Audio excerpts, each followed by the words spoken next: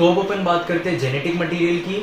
तो पहले के समय में बहुत टाइम तक ये प्रूफ नहीं हुआ था कि जेनेटिक मटेरियल क्या है। जेनेटिक मटेरियल डीएनए है या फिर जेनेटिक मटेरियल प्रोटीन है। तो ये प्रूफ करने के लिए अलग अलग साइंटिस्ट ने अलग अलग एक्सपेरिमेंट्स परफॉर्म किए और अलग अलग एक्सपेरिमेंट्स के थ्रू बताया कि डीएनए ही जेनेटिक मटेरियल है। तो अब अपन अपना नेक्स्ट टॉपिक पढ़ रहे हैं और अपना नेक्स्ट टॉपिक है कि अपन वो सारे एक्सपेरिमेंट समझेंगे जो बता रहे हैं, एक्सपेरिमेंटल प्रूफ के थ्रू बता रहे हैं कि डीएनए जेनेटिक मटेरियल है। तो अब अपन पढ़ेंगे experiments that prove DNA is the genetic material। तो अब अपन वो सारे एक्सपेरिमेंट के बारे में अपन पढ़ेंगे जो बताते हैं कि डीएनए ही जेनेटिक मटेरियल है। तो सबसे पहला एक्सपेरिमेंट जो अपन पढ़ने जा रहे हैं, इस एक्सपेरिमेंट का नाम है ग्रिफिथ्स एक्सपेरिमेंट। तो अपन सबसे पहले अपन पढ़ रहे हैं ग्रिफिथ्स एक्सपेरिमेंट ऑफ ट्रांसफॉर्मेशन। इसको पूरा बोला जाता है ग्रिफिथ्स एक्सपेरिमेंट ऑफ ट्रांसफॉर्मेशन। तो अपन पढ़ रहे हैं ग्रिफिथ्स एक्सपेरिमेंट ऑफ ट्रांसफॉर्मेशन। तो अगर मैं बात करूं ग्रिफिथ्स एक्सपेरिमेंट ऑफ ट्रांसफॉर्मेशन की, तो ये जो एक्सपेरिमेंट है ये परफॉर्म किया गया था 1928 में।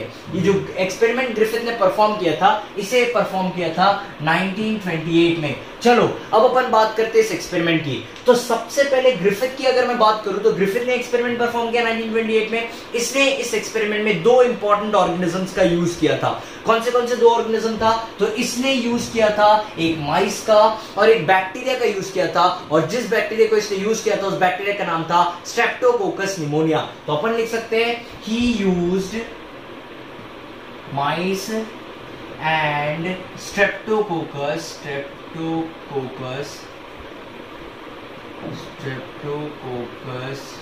निमोनिया, जो एक क्या है, जो एक बैक्टीरिया है, जिसे अपन लिख सकते हैं कि ये एक बैक्टीरिया है। तो अपन लिख सकते हैं कि he used mice and streptococcus pneumonia which is a bacteria for his experiment। तो ये जो साइंटिस्ट था जिसका नाम था ग्रिफिथ, इसने दो ऑर्गेनिजम्स को यूज किया था। एक ऑर्गेनिज्म था माइस जिसे अपन चूहा बोलते हैं, और एक ऑर्गेनिज्म था बैक्टीरिया जिसका नाम था स्ट्रेप्टोकोकस निमोनिया। ये निमोनिया कॉजिंग बैक्टीरिया है। अब इसने क्या किया एक्सपेरिमेंट में, किस तरीके से एक्सपेरिमेंट को परफॉर्म किया, चलो अपन देखते हैं। तो सबसे पहले इसने स्ट्रेप्टोकोकस निमोनिया को एक कल्चर मीडियम में ग्रोथ करने के लिए छोड़ दिया। इसके पास जो लैब था, उस लैब में इसने स्ट्रेप्टोकोकस निमोनिया को कल्चरल मीडियम में छोड़ दिया। तो चलो इसने क्या देखा कि इसने देखा कि जो स्ट्रेप्टोकोकस निमोनिया, ये जो बैक्टीरिया था, इस बैक्टीरिया ने दो अलग अलग तरीके की कॉलोनीज बनाई। क्या देखा इन्हें कि जब इसने स्ट्रेप्टोकोकस निमोनिया को एक कल्चरल मीडियम में ग्रोथ करने के लिए छोड़ दिया, तो इसने यहाँ पे दो अलग अलग तरीके के बैक्टीरिया देखा। इसने उन बैक्टीरिया को, एक बैक्टीरिया को बोल दिया एस स्ट्रेन बैक्टीरिया, एक बैक्टीरिया को बोल दिया एस स्ट्रेन बैक्टीरिया, और एक को इसने कह दिया आर स्ट्रेन बैक्टीरिया।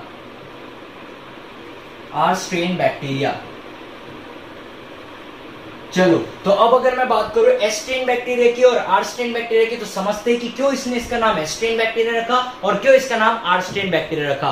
तो ये जो एस स्ट्रेन बैक्टीरिया था, सबसे इंपॉर्टेंटली ये जो एस स्ट्रेन बैक्टीरिया थी, ये जब ग्रोथ कर रही थी तो ये क्या कर रही थी, स्मूथ कॉलोनीज की फॉर्मेशन कर रही थी। इसीलिए इसका नाम रख दिया S strain bacteria, S for smooth. तो अपन क्या लिख सकते हैं इसमें, लिख सकते हैं कि these bacteria formed smooth colonies।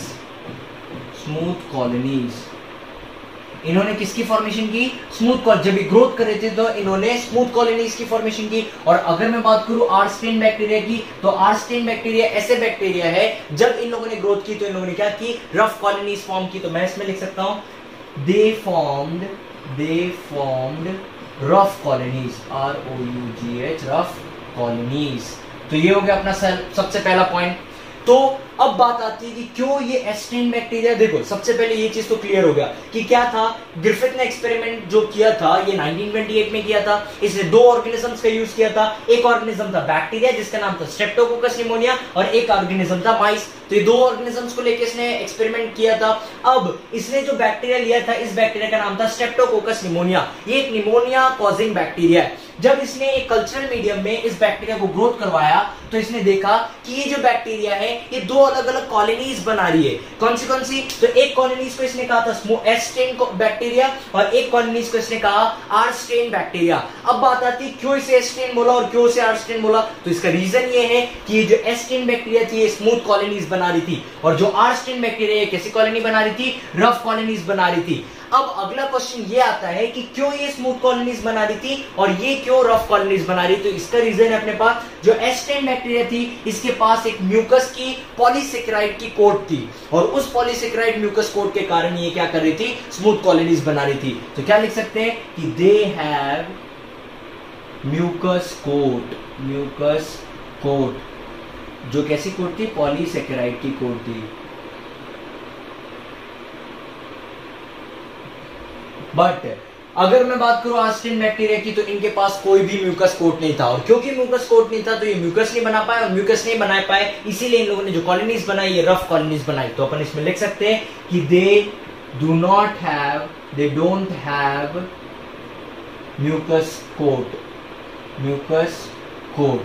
चलो तो ये दो पॉइंट हो गया। अब सबसे इंपॉर्टेंट पॉइंट कि ये एस स्ट्रेन बैक्टीरिया जो है, क्या ये S strain bacteria harmful bacteria है या फिर नॉन हार्मफुल बैक्टीरिया है या फिर पॉइजनस बैक्टीरिया है या फिर नॉन पॉइजनस बैक्टीरिया है। तो अगर मैं बात करूं एस स्ट्रेन बैक्टीरिया और आर स्ट्रेन बैक्टीरिया की तो ये जो एस स्ट्रेन बैक्टीरिया है ये हार्मफुल बैक्टीरिया या फिर अपन बोल सकते हैं पॉइजनस बैक्टीरिया या फिर विरुलेंट बैक्टीरिया है। तो अपन लिख सकते हैं कि दे आर हार्मफुल या फिर अपन लिख सकते हैं विरुलेंट मतलब जो हार्मफुल होते हैं उन्हीं के लिए अपन एक शब्द यूज कर सकते हैं विरुलेंट। तो देखो सबसे इंपॉर्टेंट चीज जो एस स्ट्रेन बैक्टीरिया है ये स्मूथ शाइनी कॉलोनीज बनाती है, क्योंकि ये स्मूथ शाइनी कॉलोनीज बनाती है इसलिए इनका नाम रखा है एस स्ट्रेन बैक्टीरिया। अगली चीज ये क्यों स्मूथ शाइनी कॉलोनीज बना पाती है, क्योंकि इनके पास एक पॉलीसेकेराइड का म्यूकस कोट था और उस पॉलीसेकेराइड के म्यूकस कोट के कारण ये स्मूथ शाइनी कॉलोनीज बना पा रही थी। और सबसे इंपॉर्टेंटली यही बैक्टीरिया, ये एस स्ट्रेन बैक्टीरिया क्या है, ये हार्मफुल या फिर विरुलेंट बैक्टीरिया है। मतलब ये माइस को अगर अफेक्ट करेंगे तो माइस को निमोनिया हो जाएगा। अब अगर आर स्ट्रेन बैक्टीरिया की बात करूं तो आर स्ट्रेन रफ कॉलोनीज बना रहे इसलिए आर स्ट्रेन बैक्टीरिया बोल रहे हैं अपन इनको। इनके पास म्यूकस की कोट नहीं है और सबसे इंपॉर्टेंट चीज ये नॉन हार्मफुल है। दे आर नॉट हार्मफुल और विरुलेंट। तो ये जो बैक्टीरिया है कैसे है, ये हार्मफुल नहीं है और विरुलेंट नहीं है। मतलब अगर आर स्ट्रेन बैक्टीरिया माइस को जाके अफेक्ट करते तो ये माइस को निमोनिया कॉज नहीं करेंगे। बट अगर एस स्ट्रेन बैक्टीरिया जाके माइस को अफेक्ट करते हैं तो वो क्या कॉज करेंगे, वो निमोनिया कॉज करेंगे माइस को। तो अब अपन देखते हैं कि क्या एक्सपेरिमेंट परफॉर्म किया था ग्रिफिथ ने। तो अगर अपन बात करें एक्सपेरिमेंट की तो चलो स्टार्ट करते हैं एक्सपेरिमेंट को। जो एक्सपेरिमेंट ग्रिफिथ ने परफॉर्म किया था उसको अपन समझ रहे हैं। सबसे पहले अगर मैं बात करूं तो सबसे पहले क्या किया था, इन्होंने एस स्ट्रेन बैक्टीरिया को क्या किया, एस स्ट्रेन बैक्टीरिया को माइस के अंदर इंजेक्ट कर दिया। अब एस स्ट्रेन बैक्टीरिया को जब माइस के अंदर इंजेक्ट किया तो इन्होंने देखा कि उस माइस की डेथ हो गई। क्यों डेथ हो गई, क्योंकि एस स्ट्रेन कैसी बैक्टीरिया थी, ये पॉइजनस बैक्टीरिया थी और ये क्या कॉज कर रही थी, ये कॉज कर रही थी निमोनिया। चलो तो सबसे पहले अपन देखेंगे कि S strain bacteria injected into mice. S strain bacteria को इन्होंने क्या किया, सबसे पहले एस स्ट्रेन बैक्टीरिया लिया, इसको इंजेक्ट किया माइस में। जैसे ही इन्होंने माइस में इंजेक्ट किया इन्होंने देखा कि माइस की क्या हो गई, डेथ हो गई। तो अपन लिख दिया यहाँ पे माइस डाई। तो क्या हुआ यहाँ पे एस स्ट्रेन बैक्टीरिया को माइस के अंदर डालने के कारण माइस की डेथ हो गई। क्यों माइस की डेथ हुई, क्योंकि मैंने बताया था कि जो एस स्ट्रेन बैक्टीरिया है, ये एस स्ट्रेन बैक्टीरिया वो पॉलीसेकेराइड की म्यूकस कोट बना रही थी जिसके कारण ये क्या है, ये एक विरुलेंट या फिर हार्मफुल बैक्टीरिया है। और अगर अपन इसको माइस के अंदर डालेंगे तो ये माइस को निमोनिया कॉज कर देंगे और निमोनिया के कारण माइस की डेथ हो जाएगी। तो ये हो गया अपना सबसे पहला एक्सपेरिमेंट। सेकेंड एक्सपेरिमेंट इन्होंने क्या किया, इन्होंने आर स्ट्रेन बैक्टीरिया लिया। तो अब मैंने ले लिया यहाँ पे आर स्ट्रेन बैक्टीरिया और अब आर स्ट्रेन बैक्टीरिया को इन्होंने क्या किया, आर स्ट्रेन बैक्टीरिया को इंजेक्ट किया माइस में। तो मैं लिख दूंगा इंजेक्टेड इनटू माइस। जैसे ही इन्होंने आर स्ट्रेन बैक्टीरिया को माइस के अंदर डाला, माइस मरी नहीं, माइस जिंदा थी। क्यों माइस नहीं मरी? क्योंकि माइस जो थी वो आर्स्टेन बैक्टीरिया उसके अंदर इंजेक्ट किया गया था, और आर्स्टेन जो है ये नॉन हार्मफुल या फिर नॉन विरुलेंट था। तो यहां पे मैं लिख दूंगा कि माइस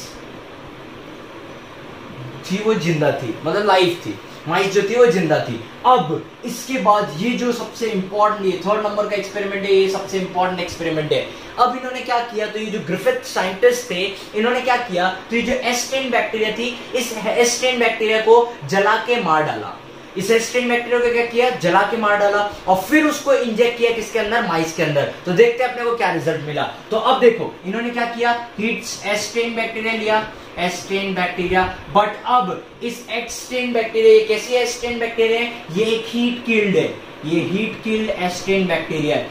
हीट किल्ड का मतलब क्या है कि इस एस्टेन बैक्टीरिया को हीट जला के क्या कर दिया, मार दिया। तो अब इस एस्टेन बैक्टीरिया को, हीट किल बैक्टीरिया को किसके अंदर इंजेक्ट किया, इसको इंजेक्ट किया माइस के अंदर। अपन लिख देंगे इंजेक्टेड इनटू माइस। तो जैसे ही इसको माइस के अंदर इंजेक्ट किया, इन्होंने देखा कि ये माइस लाइव थी, ये माइस कैसी थी, जिंदा थी। तो मैं लिख दूंगा यहाँ पे माइस वाज लाइव, मतलब माइस जो थी वो जिंदा थी। तो अब यहाँ पे टोटल अपने पास 3 एक्सपेरिमेंट हो गए। सबसे पहला एक्सपेरिमेंट कि एस्टेन डाला माइस के अंदर, माइस की डेथ हो गई। क्यों? क्योंकि एस्टेन जो था वो विरुलेंट था, वो पॉइजनस था, हार्मफुल था, और वो एक पॉलीसेकेराइड की कोट बना रहा था म्यूकस की। फिर उसके बाद आर्स्टेन को माइस के अंदर डाला, माइस जिंदा थी। फिर इन्होंने क्या किया, जो एस्टेन बैक्टीरिया था उसको हीट करके जला के मार डाला, और जब उसको हीट किल किया, हीट किल करने के बाद उसको माइस के अंदर जब इंजेक्ट किया, तो इन्होंने देखा कि वो माइस कैसी थी, जिंदा थी।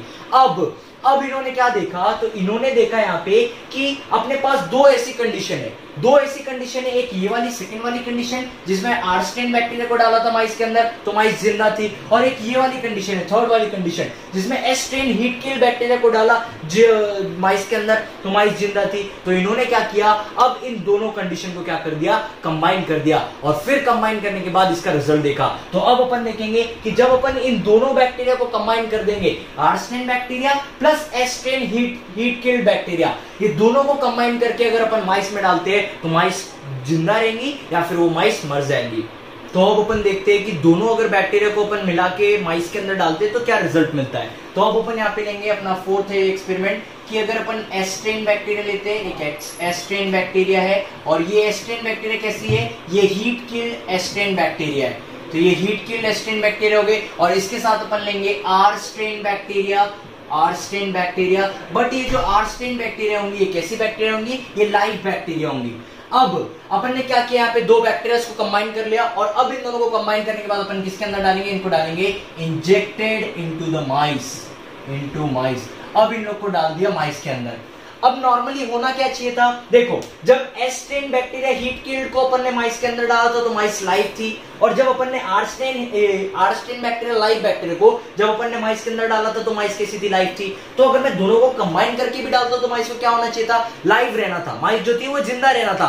बट जब दोनों को कंबाइन करके डाला गया माइस के अंदर तो देखा गया कि उस माइस की डेथ हो गई। यहां पे अपन लिख देंगे कि माइस डाइड, और माइस जो मर गई या फिर जो माइस की डेथ हुई, इसका रीजन क्या था, तो इसका रीजन अब समझाया गया है कि यहाँ पे इस एस्टेन बैक्टीरिया से जो हीट किल्ड हो चुकी थी, जरूर इस एस्टेन बैक्टीरिया से कुछ तो भी ट्रांसफर हुआ है इस आर्स्टेन बैक्टीरिया में, जिसके कारण इस आर्स्टेन बैक्टीरिया ने क्या बनाना चालू कर लिया, पॉलीसेकेराइड कोट बनाना चालू कर दिया, पॉलीसेकेराइड म्यूकस का कोट बनाना चालू कर दिया। और क्योंकि आर्स्टेन बैक्टीरिया ने पॉलीसेकेराइड म्यूकस का कोट बनाया, इसीलिए इस माइस की डेथ हो गई, इसको निमोनिया और उसकी डेथ हो गई। और यहाँ पे ग्रिफिथ ने समझाया कि इस एस्टेन बैक्टीरिया से जो आर्स्टेन में ट्रांसफर हुआ है वो था ट्रांसफॉर्मिंग प्रिंसिपल। तो यहाँ पे बताया है ट्रांसफॉर्मिंग प्रिंसिपल के बारे में। तो ग्रिफिथ ने कहा था, कंक्लूजन क्या निकला, तो कंक्लूजन ये निकला कि कुछ ट्रांसफॉर्मिंग प्रिंसिपल है जो इस एस्टेन बैक्टीरिया से निकल के किसके अंदर आ गए, आर्स्टेन बैक्टीरिया के अंदर आ गए, जिसके कारण आर्स्टेन बैक्टीरिया जो पहले म्यूकस की कोट नहीं बना पाती थी, अब इस आर्स्टेन बैक्टीरिया ने म्यूकस की कोट बनाई, और म्यूकस की कोट बनाने के कारण ये आर्स्टेन बैक्टीरिया भी क्या हो गई, विरुलेंट हो गई, या फिर ये क्या हो गई, ये पॉइजनस हो गई, और पॉइजनस होने के कारण इसने माइस को निमोनिया कॉज किया और माइस की डेथ हो गई। अब अब ये जो ट्रांसफॉर्मिंग प्रिंसिपल की अगर अपन बात करें तो उस ग्रिफिथ या फिर उस साइंटिस्ट ने ग्रिफिथ ने ये बताया था कि ये ट्रांसफॉर्मिंग प्रिंसिपल जरूर क्या होना चाहिए, ये ट्रांसफॉर्मिंग प्रिंसिपल होना चाहिए जेनेटिक मटेरियल। इसका मतलब क्या कि यहां पे वो जेनेटिक मटेरियल था जो इस S10 हीट किल बैक्टीरिया का यहां से निकल के किसमें आ गया था, R10 बैक्टीरिया में आ गया था। और क्योंकि जेनेटिक मटेरियल अब ट्रांसफॉर्मिंग प्रिंसिपल के थ्रू वो S10 bacteria heat kill bacteria से इसमें आ गया था, तो अब क्या हुआ, यहां पे जैसे ही वो R10 बैक्टीरिया में आया तो R10 बैक्टीरिया ने भी पॉलीपेप्टाइड या फिर पॉलीसेक्राइड की कोट बनाया, और जब पॉलीसेक्राइड कोट बनाया और फिर माइस को क्या हुआ, निमोनिया हो गया और माइस की डेथ हो गई। तो कंक्लूजन क्या निकलता है, अपना कंक्लूजन ये है कि जरूर इस S10 बैक्टीरिया से कुछ ट्रांसफॉर्मिंग प्रिंसिपल मतलब जेनेटिक मटेरियल निकल के किसमें आया, R10 बैक्टीरिया में आया, जिसके कारण माइस में निमोनिया हो गया और माइस की डेथ हो गई। तो अब अगर अपन बात करें ग्रिफिथ्स एक्सपेरिमेंट की, तो ग्रिफिथ एक्सपेरिमेंट में उन्होंने बताया था कि S10 बैक्टीरिया से R10 बैक्टीरिया में कुछ ट्रांसफॉर्म हुआ है, और उसी को उन्होंने ट्रांसफॉर्मिंग प्रिंसिपल बोला, और वही बोला कि वही ट्रांसफॉर्मिंग प्रिंसिपल क्या है, जेनेटिक मटेरियल है। बट वो ये क्लियर नहीं कर पाए थे कि वो जेनेटिक मटेरियल प्रोटीन है, क्या वो जेनेटिक मटेरियल प्रोटीन है, या फिर वो जेनेटिक मटेरियल डीएनए है, या फिर वो जेनेटिक मटेरियल आरएनए है। तो ये चीज ग्रिफिथ क्लियर नहीं कर पाए थे। इसको क्लियर करने के लिए 16 साल बाद 3 साइंटिस्ट आए थे जिन्होंने इसको क्लियर किया, बताया कि जेनेटिक मटेरियल क्या है। तो चलो अपन देखते हैं, अपन यहाँ पे लिखते हैं कि आफ्टर 16 years दैट इज 1944, 1944 में 3 साइंटिस्ट आए थे, और वो 3 साइंटिस्ट थे, एक था एवरी, एक था मैक्लियोड और एक था मैकैटी। तो ये 3 साइंटिस्ट आए थे। इन 3 साइंटिस्ट ने इस एक्सपेरिमेंट को फिर से परफॉर्म किया, और फिर से परफॉर्म करने के बाद इसको बताया कि वो जेनेटिक मटेरियल क्या था जिसे इन्होंने ट्रांसफॉर्मिंग प्रिंसिपल बोला था। तो चलो अब अपन देखते हैं कि इन्होंने एक्सपेरिमेंट फिर से कैसे परफॉर्म किया। तो इन्होंने जब ये जो 3 साइंटिस्ट थे, इन्होंने जो एक्सपेरिमेंट परफॉर्म किया है, इस एक्सपेरिमेंट में इन्होंने कुछ एंजाइम्स का यूज किया है। कौन से एंजाइम्स है, तो चलो अपन देखते हैं। तो अपन यहां पे लिख सकते हैं कि दे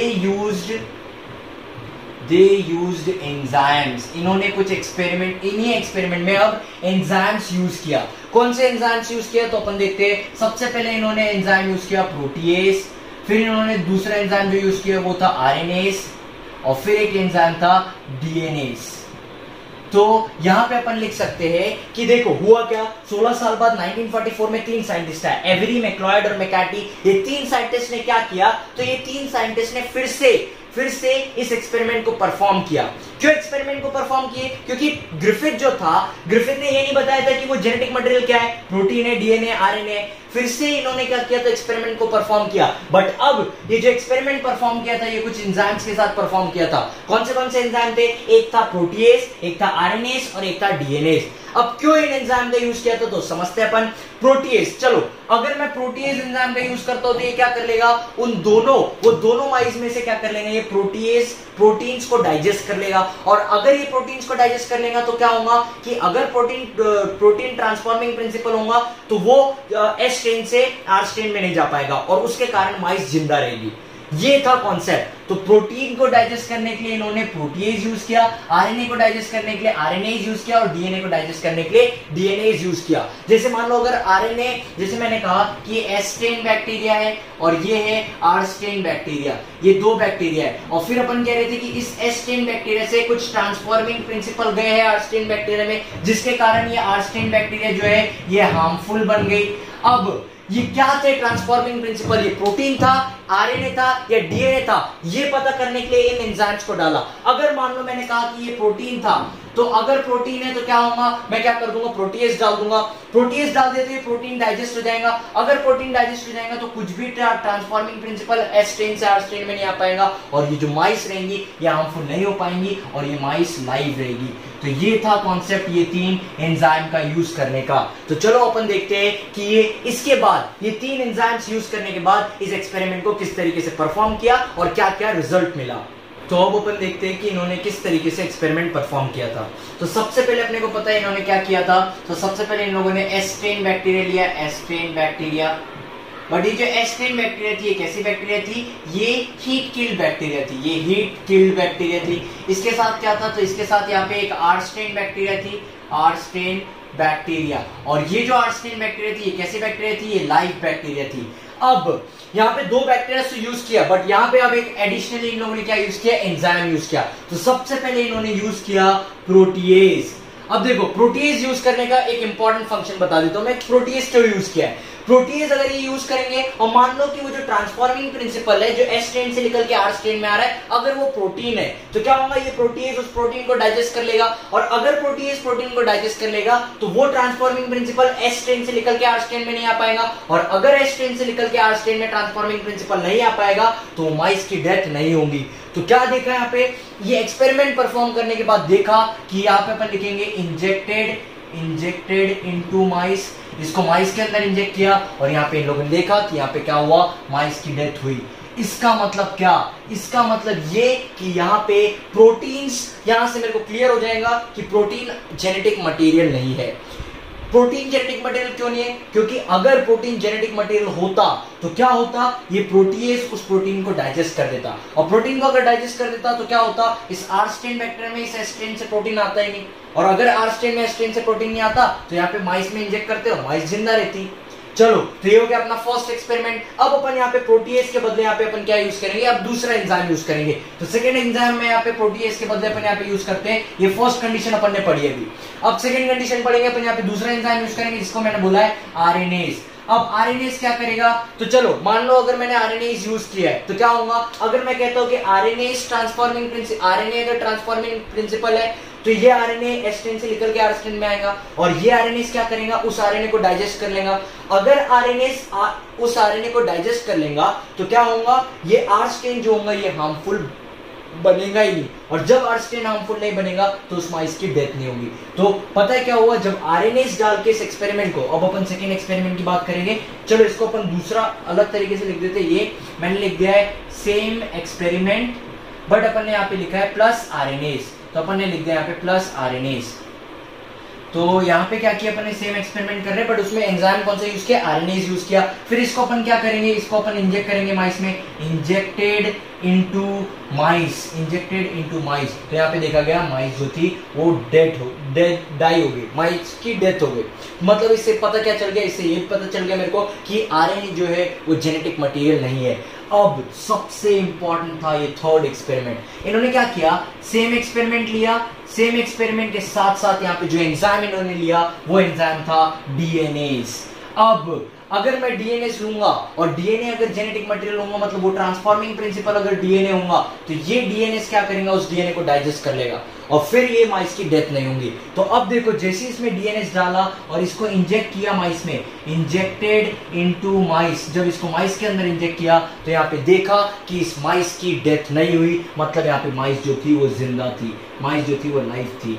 तो यहाँ पे पता क्या चल गया? पता ये चल गया कि डीएनएस ने क्या किया? डीएनएस ने डाइजेस्ट कर लिया डीएनए को। डीएनए ने क्या किया? डीएनए को डाइजेस्ट कर लिया, और जब डीएनए डाइजेस्ट हो गया, इससे क्या हुआ? डीएनए जब डाइजेस्ट हुआ तो डीएनए जो S स्ट्रेन बैक्टीरिया में एज अ ट्रांसफॉर्मिंग प्रिंसिपल निकल के R स्ट्रेन बैक्टीरिया में आ रहा था, वो आ ही नहीं पाया, और ये R स्ट्रेन बैक्टीरिया अभी भी नॉन हार्मफुल रही, और इसके कारण माइस जो थी, माइस की डेथ नहीं हुई और माइस जिंदा थी। तो ये जो था यहाँ पे क्लियर इन तीन साइंटिस्ट से, एवरी, मैक्लायड और मैकॉर्टी, ये तीनों साइंटिस्ट ने यहाँ पे प्रूव किया कि वो जो ट्रांसफॉर्मिंग प्रिंसिपल था, अब अपन लिख सकते हैं कि वो जो ट्रांसफॉर्मिंग प्रिंसिपल के बारे में बात हो रही थी, वो ट्रांसफॉर्मिंग प्रिंसिपल जिसे अपन जेनेटिक मटेरियल भी बोल रहे थे, वो क्या है? तो वो है डीएनए।